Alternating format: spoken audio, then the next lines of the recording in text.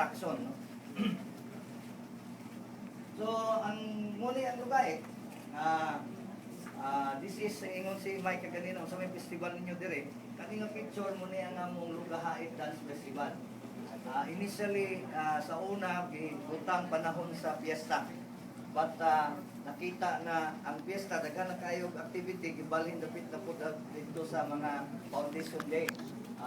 Panahon sa Foundation Celebration. Uni among kagikan sumala sa mga nakuha namo nga research, gikan kuno ang amuang mga nitibo diri sa una sa Sumilaw Bukidnon, no? mga higaunon.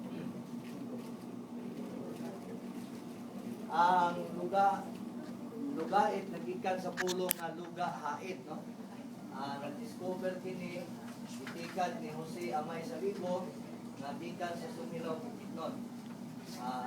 Sakop sa Partido ni Cagayan in 1818, kunya nahimugso nga lungsod sa March 16, 1961, or something like 51 years ago.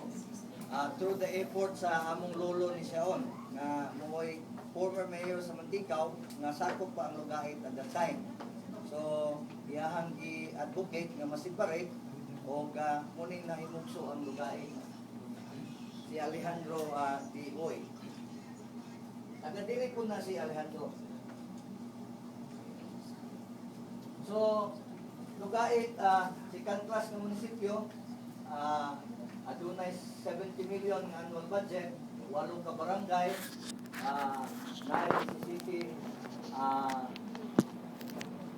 17,987 nga gani ang population, accessible by air, land, and water, may mga telepono din unya internet connected ang mga nasa poblasyon o sa coastal barangays. Nami mga tourism potential, Aya-Aya Falls,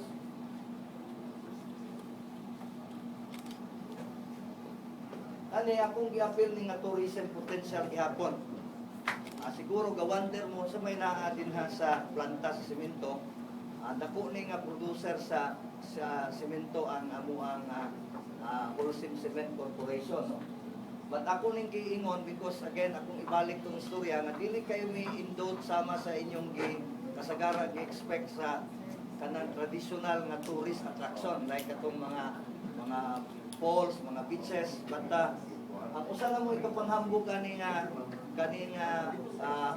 korporasyon which we are trying to focus amo ang tourism attraction kaning planta while daghan na kayong critical about sa kaning mining, but so far diri sa Lugait amo ning gipasigarbo nga adunay responsible mining. So somehow nahimo na siya nga advocate po sa best practices in mining. So kung naalam mong tatay time, Kagawad Jerry was trying to communicate with Makati kung sa inyong dagan, we could have arranged your kaning pagsulod dito sa planta for you to see also what is responsible mining, which is actually ongoing na debate. Apo din hay mga makita ninyo nga butterfly park, naapo din hay butterfly garden, naapo din hay uban pa nga mga attraction po nga naa di sulod sa planta. Bird Hotel.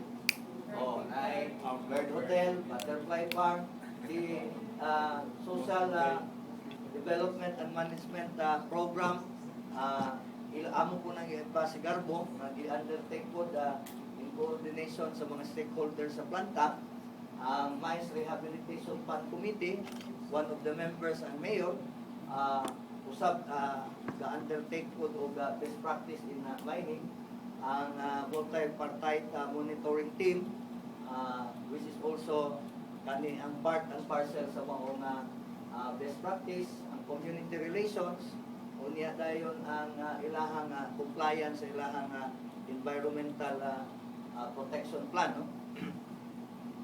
Pero sa room rate sa Bird Hotel. Actually, warag ilan ang gipromote nga gibutang ang mga balay-balay itong mga kaning langgam. So dili mo makaadto dito kay ang langgam ra gyud.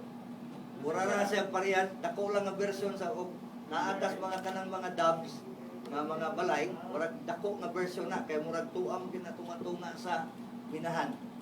So Site dako visit ng lugar ang pwede dito arrange. Oh, naman sila kaugalingon pod nga itur mo kung naamoy interest to really go there, you could have scheduled sa inyong pag-adto.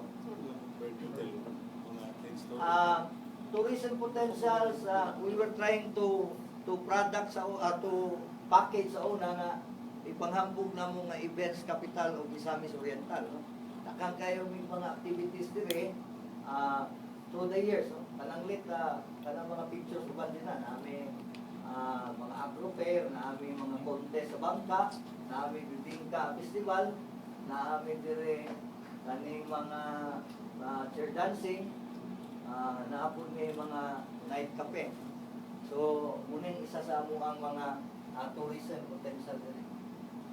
Now, kanigit siguro mo amo ang karong mas bugat nga ikapanghambog.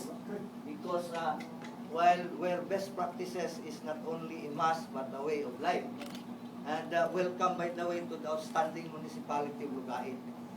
Kaya na ay outstanding municipal mayor, kaya na po outstanding ang mga employees. So, we have anong mutan, yun sa man mo mayor, ug matagan sa award na pudugma, yun sa man mo, so you come to Lugait, anong outstanding ang mayor sa Lugait, you may learn something that is tourism also.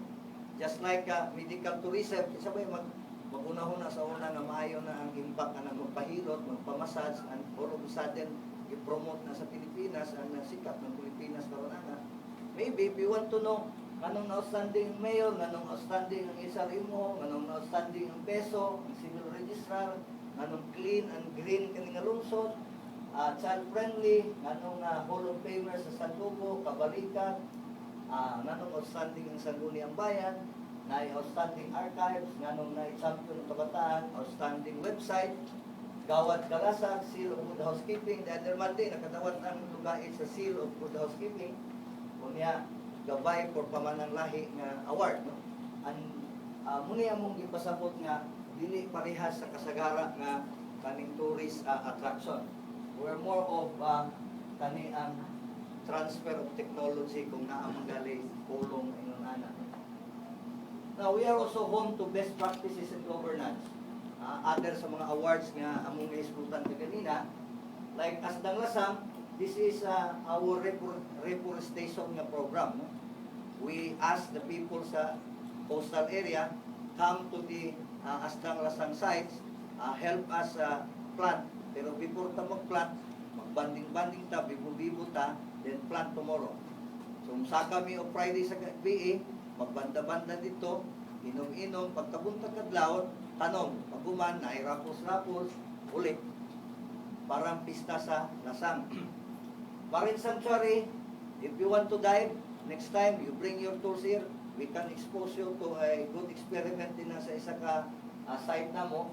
Makita ninyo na balik yun ang problema mong ning Lugait kay apil ni dito sa mga industrial nga areas. Pag na ay gawas nga mga kaniang kuwan sa planta, mga waste, pag-abot diri mo paingon na dire, na nawala na mo ang marine life, no? Agali og sila pa naupaw na sama sa kaupaw ko sa Lasang, maggawas lang og hugaw ang Pillsbury, abot dire. Problema na dahil na may fish kill sa una. So isa sa akong experiment during the time Mayor Lim, almost more than 15 years nga na mayor. So ang naitabo kani ang nabalik na sa area diha, and that is expanding na mo nga undertaking. Mangroves ka-expand na po mi after primero na mong experiment sa una kay mi kay balo nga naa ay klase sa species nga angay itanong ana nga usa ka area, no? Ang among primerong attempt wala mo prosper, but now taon-taon na maayo na dagko na mo ang mangroves din na. We have our own school here for information technology, the Lugait Technical and Vocational School. Moni ang amuang eskwelahan. We have our civil registry information system I think nakauna ning munisipyo nag-instalan ani sa una.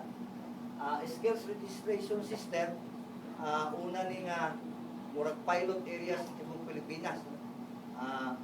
Nagsugod na sa realization nga gusto ta mo hatag diri og libre nga lungon, libre embalsamasyon, okay? Then kinsa man embalsaman? And nobody knows. So ingon nila maigi siguro tong i-data bank na to. So nag-ingon sila, okay, di pass an ordinance, mag-data bank na. Pila ka mong karpintero. And then, nakita sa Department of Labor and Employment, itaga grant, nahimo siya nga pilot area, and muna ni karon ang ginasunod karon nga kani ang data banking computerized for skills na naa sa imong lungsod. MMT, we have actually that is Mehmet, no? The concept sa Mining Act Law, nag-ingon siya nga dapat na ay monitoring nga i-organize ang usa ka planta that is engaged in mining para to feedback sa Rehabilitation Fund Committee nga kung mo attender kung naay mga damages sa environment. Now, gikopya na muna, we go beyond sa purpose kay within raman na siya sa planta nga concern. We go beyond that, himo kami og monitoring team sa ubang compliance sa mga barangay ug sa munisipyo sa unsa may mga environmental laws. Munang amo ang mimit. Archives sa museum, kami archives dire, napod may museum. And nanong na yung museum, tungod kay dili kasabot ang tao. I invited them to come, give your archives here, and they brought us artifacts. So alang-alang ito na ko iuli. So sige, abi na lang na. So munang nasugdan ang museum, no? So, for example, when we talk of archives, papel, documents, no? Pictures. Pero pagka-invite na mo sa mga karaang tao, anhi mo dire, nagdala sila barong, dala sila galingan nga bato, dala sila alang-alang iuli ko na. So yung ko ay na, abi na lang na. And that started our memorabilia, which is supposedly leading towards museum. So, para dili kayo kaning gamay among tinan-awan, ingon na mo museum. When in fact, memorabilia kami. But ingon na mo, sige na, kaya paingon na kita dito, musugutag sa dili, kaya napay mo abot atong invite mo gihapon, kaya isa kay balo sa difference between an archives and a museum. O na nami maternity lie-in facility, pwede na din na magpaanak, gani wala na namo i-encourage nga mga anak sa mga kabalayan, kaya na naman may facility for that. We have our outstanding rescue team. We are also paperless legislation diri sa Sanggunian. We have our disaster preparedness plan. Then we have our cemetery enterprise. In fact, the best-selling enterprise in the municipality of Lugait. I hope sa inyo inanak po. Kusog pamahalin ang interior diri kaysa kaniuban na enterprise. Sa dive shops, namin mga dive shops din. Wala. Katulang yun ang amo nga murag na lang ni i-preserve na marine sanctuary. Wala po ginoon na masupli diha except for research purposes. But what we are saying that is a potential. Wala po may dive shops. Tourists would like to dive, magdalagin sila equipment. Yeah. Sa pagkakaroon Safe kay for skin diving or snorkeling? pwede siya. Bring your own fish. Oh. Bring your own. Sa inyong museum, do you have a curator? Wala. Actually, ang usa nga witness gobyerno is kwarta. Kay magingon siya, magbutang kag posisyon, always kinahanglan na kay kwarta. Then, diri sa ato, problema kay mag-istorya ka na galing posisyon nga i-create, musangit ka na dayon sa pundo. Na unang nahitabo nga, we are supposed to have a librarian that is supposed to be an archivist and at the same time a curator. But pagkakaroon, naalam mo murag administrative kani ang sharing sa responsibilities, and we are just training mga personnel sa Sanggunian for that nga concern.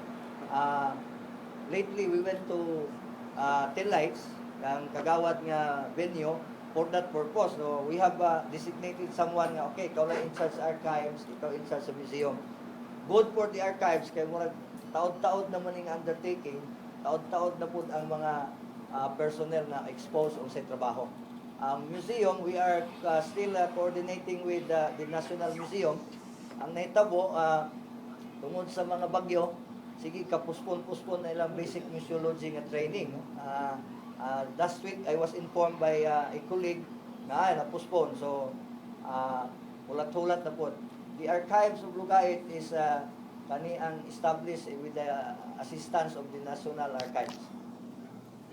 So muna mo mga festivals dire, Lugait Dance Festival is just an interpretation sa anong nahimong ngalan Lugait.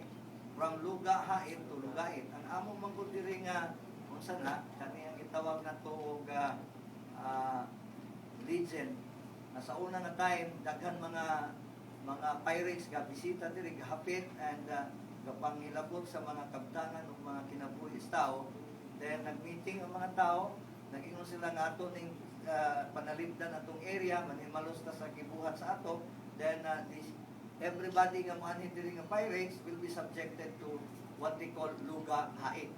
Amo kang ipatuwad, ibitay ka dito sa kanang usa ka kaning tabay using all the flamingos, the kaning mga bangkaw and all these things.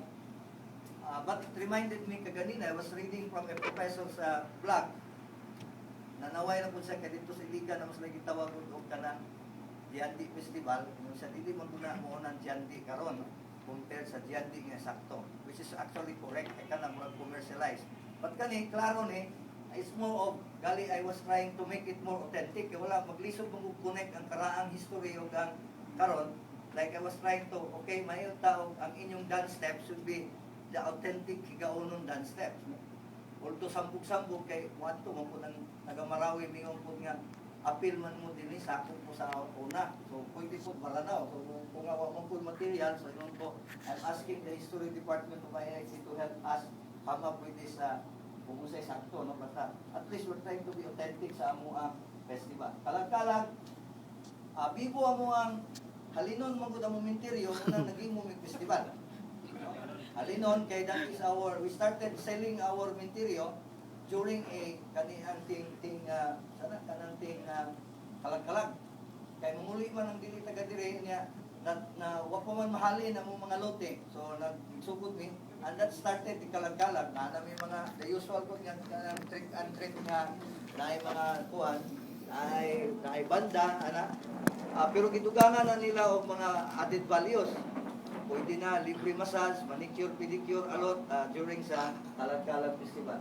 Bibingka, sorry na lang Ma'am Jenny, we always say, ang mantikaw, walay lami unta kana nga bibingkahan. Pero nagkataon nga ang Tagalugait, tuwa gidagan dito. Kaya mamingkahay nga una din hang dapita gabingka, daghaman sa utang diri sa Lugait, so daghang paningil. So gibalin sa mantikaw kaya ron dili siya kabayad, no? And it started the business in Bibingka and Mantikaw. But ingon na mo gikan na diri.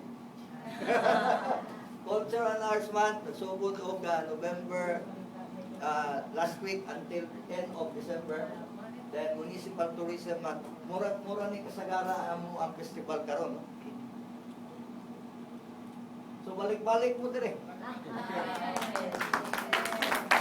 Wala na among presentation kay para makahuli na mo. Pero gusto pa mo, I'll show you the archives and some of our collections na naa dire.